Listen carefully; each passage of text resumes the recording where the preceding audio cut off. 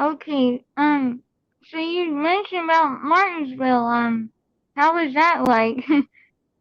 you were running in the rain. Yeah, so it was pretty crazy. For an oval racer in the truck series, I feel like I'm I'm not as experienced as some of those other guys out there. And Mhm. to have to go out there in the rain for our first ever rain race on an oval in the entire history of NASCAR, I think that was pretty crazy. It was pretty nuts to be a part of that. If you actually watch any part of the race or like look at any of the data or any of the information, you'll actually see we are, I think, 4 seconds back right at the start. Like after the first lap, we're 4 seconds behind. That's not because we were 4 seconds slower than everybody else. It's because we backed off. And it was my game plan the entire time to kind of lay off until the later stages of the race because I thought they were going to wreck so much. And then lo and behold, somehow on the rain tires, they don't crash at all. Oh So my. that was pretty crazy to be a part of. The grip was definitely low, but it was actually half decent. Like it wasn't all that bad to be out there on those tires, and it was certainly a lot of fun. And it was kind of weird because in that part of stage one, I got lapped by Kyle Busch, and I'm like, holy crap! I just got passed by Kyle Busch. That's pretty nuts. So yeah, Oh wow. Yeah, it was quite a race, wasn't it? And yeah, yeah, the first ever wet weather tires used on track in NASCAR, and awesome. So like, how do you prepare for something like that when you're um when it's like sunny during part of the day, and then it comes out and rains during the night, and it's like really cold? How do you prepare for that? yeah. So there's honestly nobody was really sure what to expect. The preparation was limited because nobody's ever done it before. It's never really happened. And the bizarre part about it is we didn't even know if we were going to race. I think it was at like 9:30 when we got the text message that was like, "Hey, we're going to try and go racing around 10." And we were all just like, "Oh, crap, like this is going to happen now. Now I guess we're going to go and we're going to really experience the rain racing technique and try and figure that out." The only thing that I really talked about with my guys are like, hey, this is unheralded. Nobody's done this before. Just be careful. Like, you got to get a feel for it. Those pace laps are going to be big. Um, if you actually watch any of the pace laps, we all ride around the top of the racetrack because we're like, we don't want to be on the rubber. It's going to be really slick down there, and you're going to spin. But then Oh. by the time we actually went green, we all end up driving on the bottom anyway. So it was actually pretty bizarre. It was in terms of preparation. I don't know that there was a whole lot you can do, but I think now a lot of crew chiefs and a lot of teams have notebooks on that kind of stuff. That was probably a good practice session for them to get their data together on what they want to do for when the wet weather package comes back out again. But in terms of what we could do for that race, there was really nothing except for to put on the rain tires and go. So Gotcha. Wow. Yeah, that's quite an experience there. yeah, And quite some for your first short track debut in NASCAR, huh? yeah, yeah. That was, I mean, for making your short track debut at Martinsville is already a difficult enough task. That's a big ask. Your whole goal if you go to Martinsville is usually to just keep the nose clean and hope you end up with all the fenders on it. But Mhm. to have that happen in the rain too is just it's just crazy. Yeah. Yeah. Wow. How how did the how did it come out to be for you to get in get into the race? Because I remember watching on Toby Christie that uh you had it had come together quickly, and like how quickly was it? And um like I know you said there was like fantasy and people that sponsored you, and um, could you talk more about that? Yeah, so actually, we were originally going to be in the 34 truck, and Mhm. I honestly wasn't sure that I was going to be fast enough to make the race in the 34. Like I Mhm. mentioned earlier, my oval experience is limited, and my oval experience in a truck is nothing. And obviously, RBR being the small team that they are, you know, for an inexperienced driver with a small team, that's tough to make the race. That's a tough combination there. So we were hoping that there'd only be 36 trucks that we'd be locked in, just because it's not a there's not enough to send anyone home. But then it Mhm. turned out there was, and Josh Rayum is like a dad to me. He's my racing dad. He's one of my best friends in life. He's a great guy, and basically he brokered the deal to switch rides with me and get me in the AM Racing 22, which was just, I mean, that's Mhm. such a cool thing for him to do on his part. And the fact that it meant enough to him Mhm. to get me in the race to do that for me is makes me pretty emotional sometimes to think about it. So when I found out that I was going to be Oh. locked in the race, I started digging around, and there was not a lot of time. It was maybe a week and a half that I had to find sponsors. So one of the things that I had done was I had been a gambling analyst for a lot of different media outlets across NASCAR, the Action Network, TobyChristie.com, a few different people who have, really helped my career along the way. But when I wasn't licensed to race in NASCAR, there was no plans to race. I did gambling advice on NASCAR.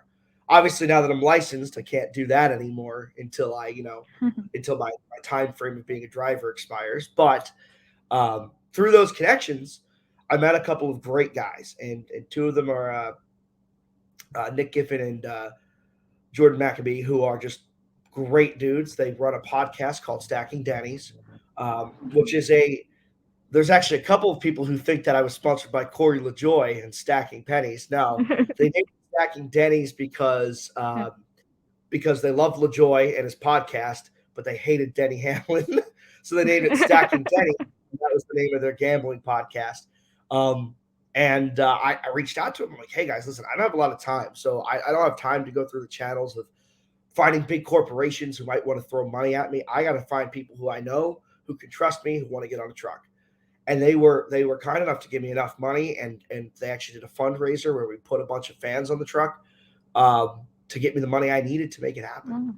Mm. And I got some support from another gambling site, Win the Race. I got some support from friends back home.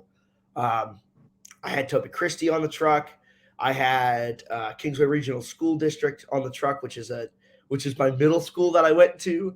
They did a car wash fundraiser to get on the truck because I go in there and I speak pretty much once a semester about racing and what it's like being a small time racing driver to their STEM racing program. So, it all came together so quick. And actually, Jordan and Nick they have a winery, Louisbella Wines Winery on their podcast as a sponsor, and they actually brought them along with them to come on and help support the truck effort. So, um, getting all those Oh. guys out there, the original plan was to actually sell my street car to make this deal happen. Um, and all those guys that I just listed helped me enough to the point where I didn't have to. And now, if I really want to, I can leverage my car to get a couple more races this season. But honestly, I'm hoping I can find sponsors who will get on the truck and I'll get to keep my car too. That'd be the optimal situation. Oh. Yeah. And wow, that's quite a bit how everybody just all came together all that fast. Yep. um. So I can kind of relate because I also write fantasy on here at Front Stretch, so I can relate to Yeah. the whole thing. Yeah. Yeah, The NASCAR fantasy gambling community is some of the best. It's a really great group of people. it Uh, is. so I've had the pleasure of meeting a ton of them over the past couple of years. So knowing all those guys is pretty cool. Yeah, it. it is. It's a good group of people. Um, so like, what do you think about like betting sites sponsoring different NASCAR cars and trucks? Like DraftKings has sponsored Bubba Wallace, and recently we have Zane Smith have a betting site sponsoring them. Yeah, What do you think about uh them joining NASCAR? I think it's great. I think you know, for the problem, this is a big problem with NASCAR as a whole, right?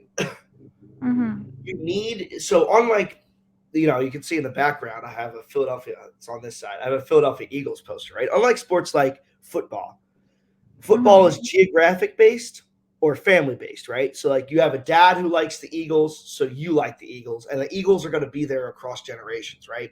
They don't really change franchises anymore. Or it's geographic based. You're born in Philadelphia, so you root for the Philadelphia Eagles.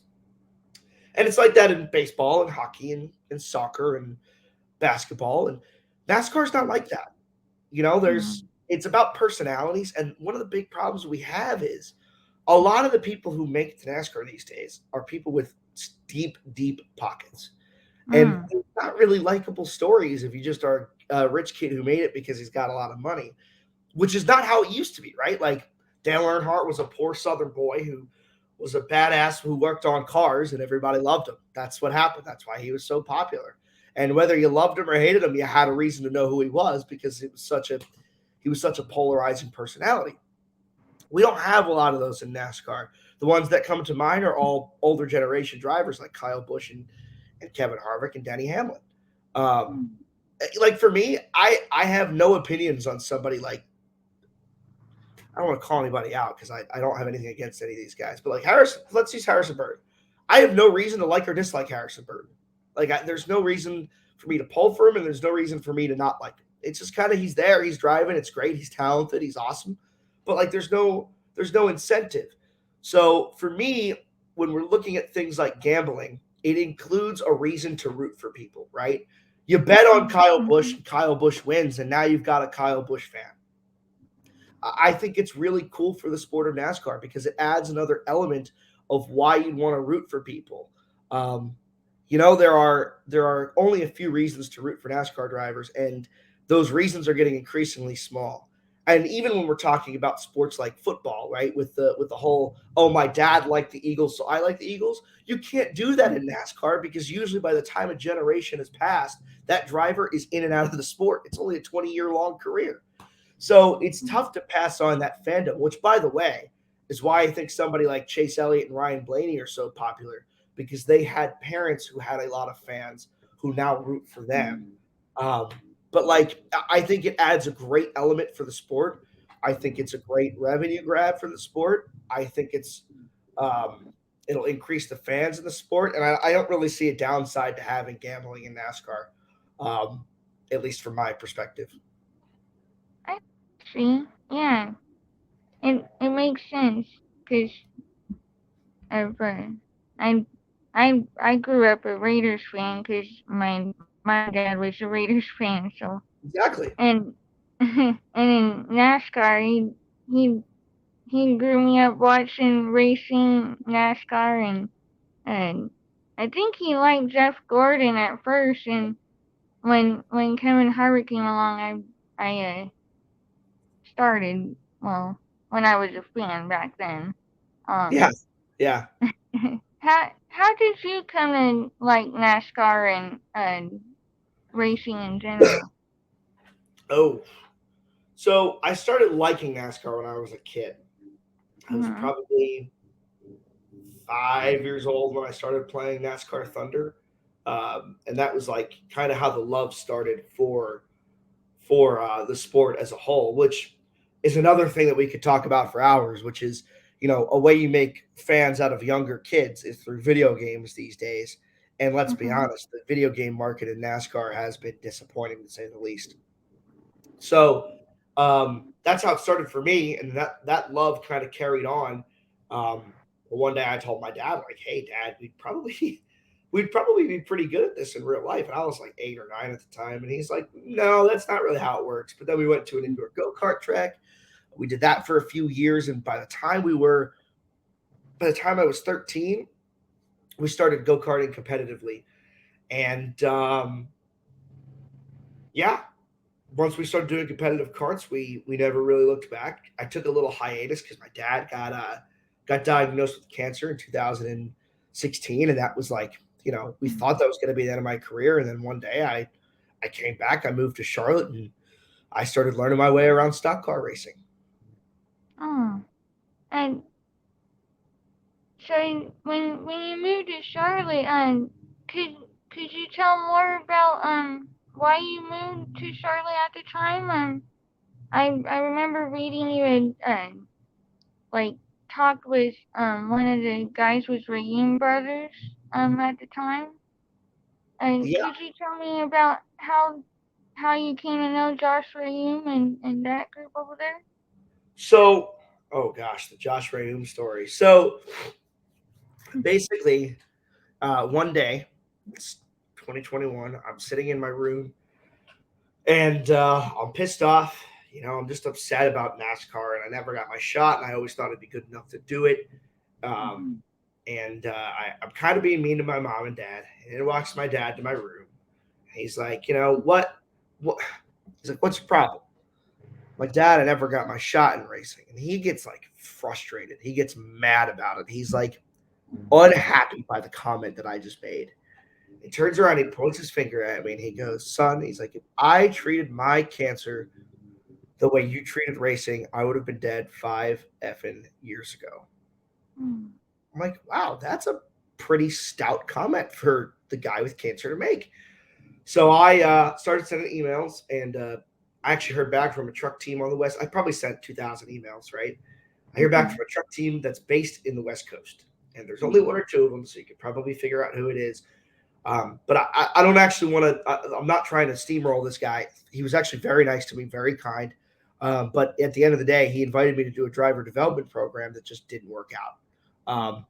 So at that point, once I got the invite to go do that, I started looking for funding, and it was like 200 grand for 40 races, I think, or something like that.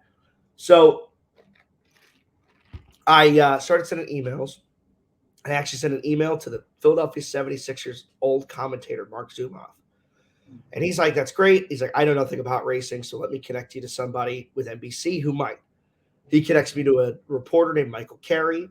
Michael Carey, Philadelphia guy, goes get cheesesteaks with me, connects me on an email chain with a dude named Peter Salino and Josh Rayum. Peter answers, Josh never does. Peter actually calls me and says, "Hey man, don't don't do that. You'll never see a seat in NASCAR in your life if you do." He's like, "Move to Charlotte. I'll get you a job down here and we'll figure it out."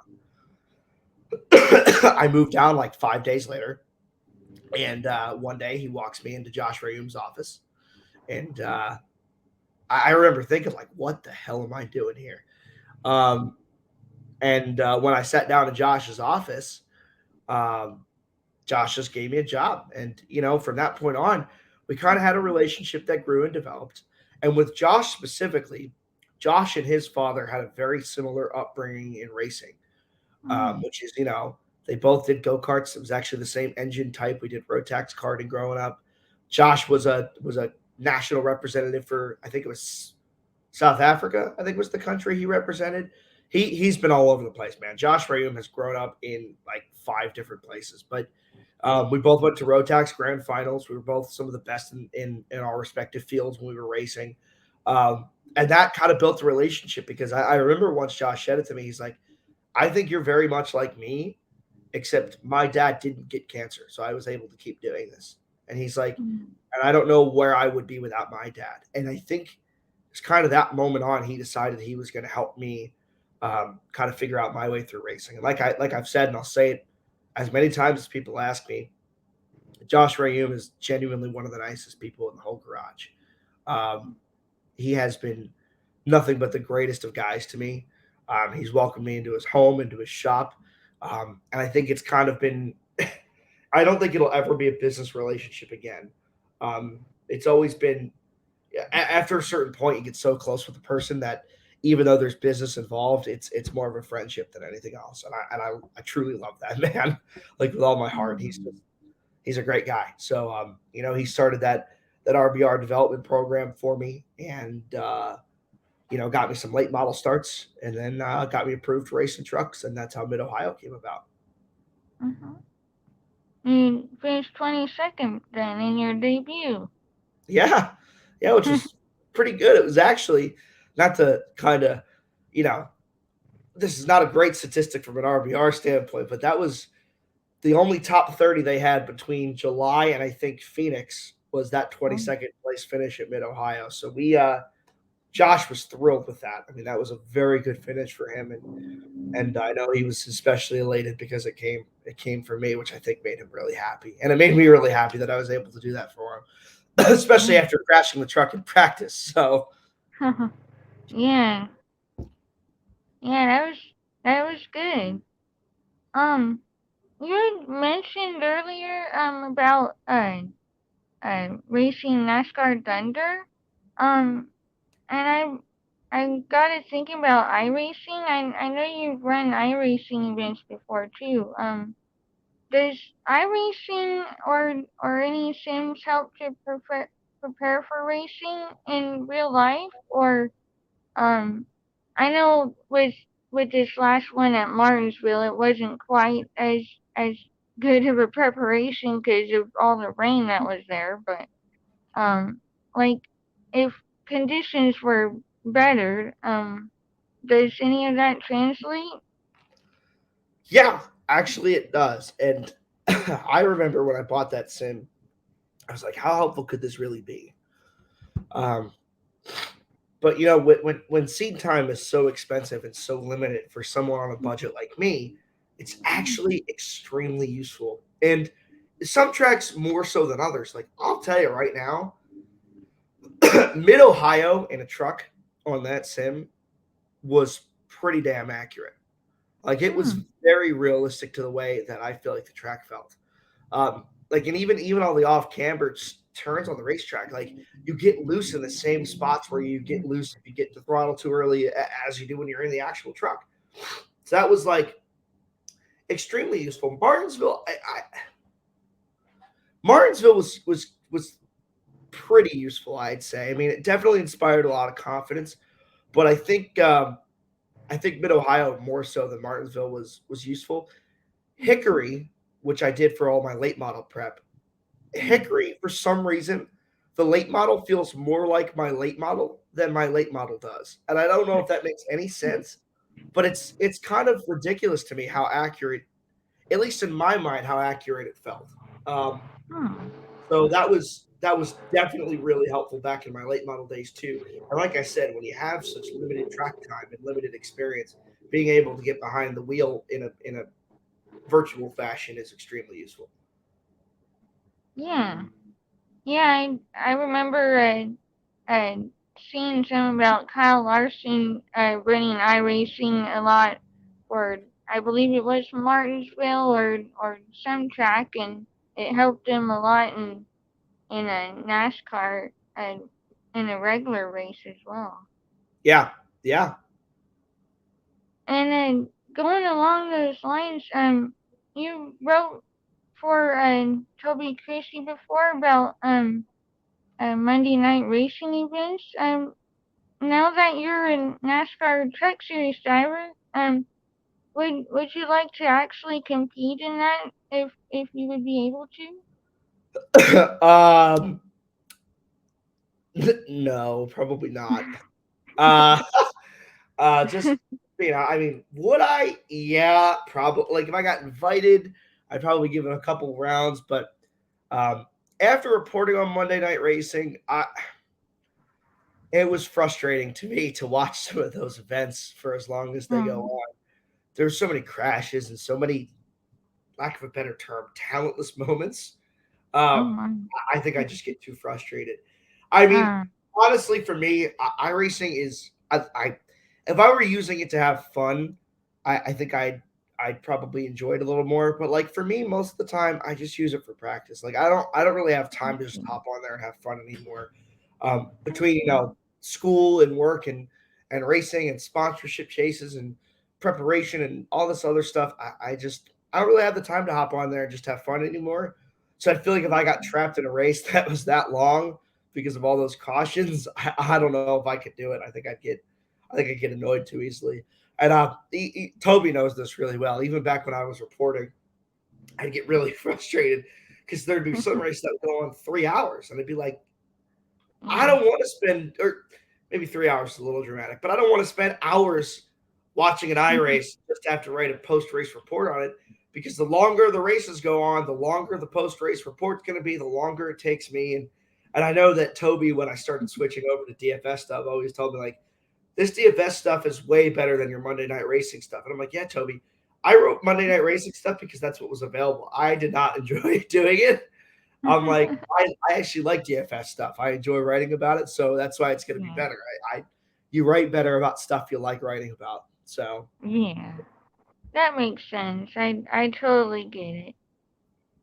I relate to you there. yeah, yeah, um, you mentioned you were going to school. Are you back in school? 'Cause I remember you had graduated from, I believe it was University of Virginia. correct. Um, are you back in school? So right now, for these 6 7 months, I don't have anything, but I have accepted a seat at Temple Law for the fall of 23. So starting in Oh. August, I'm going to law school down in, or I guess from here it's up in Philadelphia. Um, So that's exciting. I'm kind of really trying to make a push in these months that I have off to get as much done with NASCAR as I possibly can because I don't Mhm. know how my life changes when I get to law school. It probably looks a lot different than it does now. Mm, Yeah, yeah. So that's definitely something exciting. I still actually live down here in my apartment in Charlottesville, mm, just because I have the lease. I graduated early, but I had to sign on in case if I didn't. So mm, but I figured if I can graduate early and not pay the 30 something $1,000 a semester in tuition, why would I? So I just yeah. graduated a little early. Huh. That's cool. Um.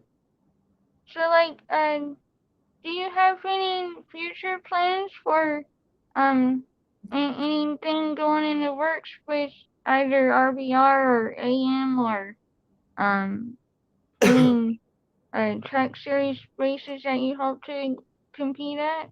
Yeah. So the stuff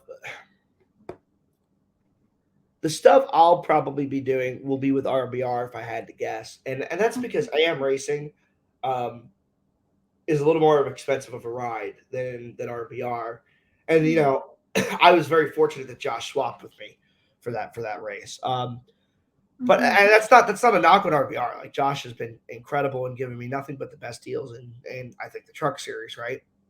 mhm, Um, but like I don't need a race winning truck yet. I need a truck so I can go out there and get some laps going, learn a lot, and hopefully get approved to do super speedways, which I think would be my long term goal.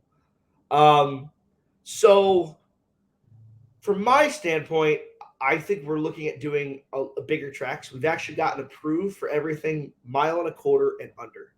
mm, Minus Dover. We have not been approved for Dover. I forget why they don't count Dover in that list, but I think huh, we're probably looking at Gateway and Milwaukee as a couple of targets to kind of try and do. And if I can find the funding, I would definitely do Mid Ohio again because that is such a fun racetrack. But huh. Yeah, it's I all about can, fun, obviously. yeah. I can tell you had fun at Mid Ohio. Yeah, yeah, I did. I had a lot of fun at Mid Ohio. Aw.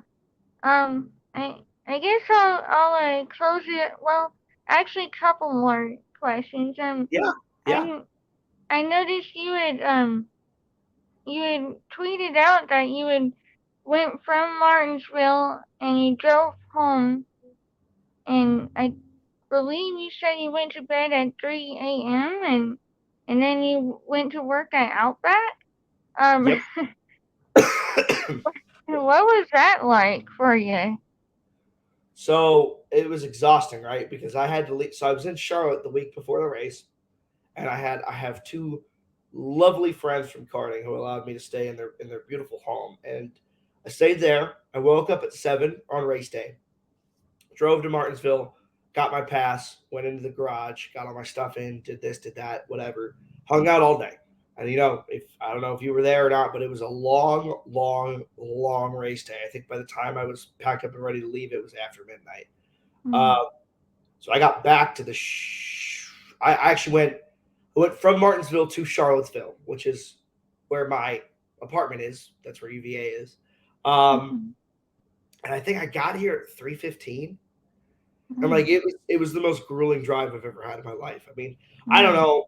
I can't really describe what it's like. Even driving a NASCAR stock car in any capacity is an exhausting experience, right? But I mean, having to drive 3 hours home after that is just an extra little kick right there. So I got back at probably 3:15. By the time I brushed my teeth and went to bed, it was probably close to 3:30. I didn't even shower, which is just flat out disgusting. I mean, that it's pretty gross, but I was so tired, I didn't have it in me. I fell face flat on my bed, knocked out, went to sleep, and that was that. I woke up probably 2:15 the next day, showered, put on my work clothes, and drove straight into Outback. And then when I got there, I'm Oh. like, this is ridiculous. I'm like, out of the 114 seats in the weekly NASCAR series, there's probably 10 or 15 of us who go to a day job after we do a NASCAR race. I mean, there's not Mm. really many, like, right? You figure nobody in the Cup Series has a day job. That's their job. Their job is to be in the Cup Series. Most of the Xfinity Series, probably not. I mean, you hear guys like Brad Perez. Like, I actually really started to talk to Brad a little bit this weekend. He's a great guy. He works for Emerlin Gase, and he does that. So that's his day job. But like a lot of these guys in the trucks who are young and up and coming, and a lot of these guys in Xfinity, that's their job. So realistically, probably 15 drivers week in and week out go to a day job after they're done racing. And I realized, like, I don't think people understand that some of us do that to make this happen. Um, so Mm. when I got to work, I'm freaking exhausted, and I'm like, hey, I go to one of my coworkers. I'm like, can you take a picture of me underneath this sign because I'm going to tweet this. And then literally my Twitter was blowing up all day long. I was like, this is freaking wild. I think like 160,000 people saw that tweet. And I'm like, Ooh. that is a lot of people. So Yeah. yeah, pretty crazy. Pretty crazy stuff. Yeah. And then I saw that you're looking to try to get Outback back in NASCAR. I from what I read, they hadn't sponsored a truck since 2013 and hasn't been in NASCAR since 2016. Yeah, so I can't none that I can talk about a lot yet, but I'm telling you, I'm working on it. I really am. Ah. Um, so that's something I'm pushing for. I think if there's ever an angle or a time to come back into the sport of NASCAR for Bloomin' Brands and BBI, this is probably the time, right? Because there's so many angles that I'm willing to work with them on and take with them that I think would really make it a valuable investment for Outback as a whole. And the fact of the matter is, right, because I'm a small time driver, there's two things. One, a sponsorship like Outback would still get public attention regardless of who's driving. I mean, look at the Buffalo Wild Wings sponsorship with NBN. NBN's not a big team. They're a small team, but because it's Buffalo Wild Wings, their scheme, their car, their sponsor gets a lot of attention. The same kind of thing would happen with an RBR type Outback truck, right? Like it's a big deal to have a company like that return to the sport, especially when it's also an employee of said company. Um, and I think that leads to a lot of things. One, they can get back in for way cheaper than what they were into it before. Two, there's a lot of cool things. Like I think one of the things I suggested on Twitter was like, hey, when I have shifts, send me to random Outbacks. I'll go to an Outback of your choice. You tell me where to go. We'll do some announcements, or we'll just go in and we'll freaking surprise customers and we'll give them a discount on their meal, and I'll serve them in my gosh dang Outback fire suit. And some people might not care, but other people, that's a huge pull for them. They're going to remember that day and they're going to love Outback for the rest of their life if they're a NASCAR fan. So you send me to the Outback across from Daytona. Guess what? You probably make 15, 20 lifelong customers out of that. And you can't that type of brand interaction. That's the type of stuff that keeps customers coming back to restaurants. And I think when you're looking at a big company like Outback, they will always value the repeat customer more than anything else in the entire business, because that's where their real bread and butter is. It's to get people to go back. And in order to do that, you got to create a memory that stands out. And I think with a driver who serves at Outback and is willing to put in the work to make a sponsorship deal like that happen, that'll make it more worthwhile than any other investment they can make in sports. I mean, that's my take on it. Obviously, I want them to sponsor me, so I'm going to say all these things to try and push it. But I truly believe that at the bottom of my heart, that's kind of how it goes. I see. Yeah, it it sounds like you have a like plan and gears going already, huh? Yeah. Yep. I working on something for sure. What up? It's Brad Perez. Click subscribe and watch one of the 2 videos right beside me. Visit frontstretch.com for more racing content.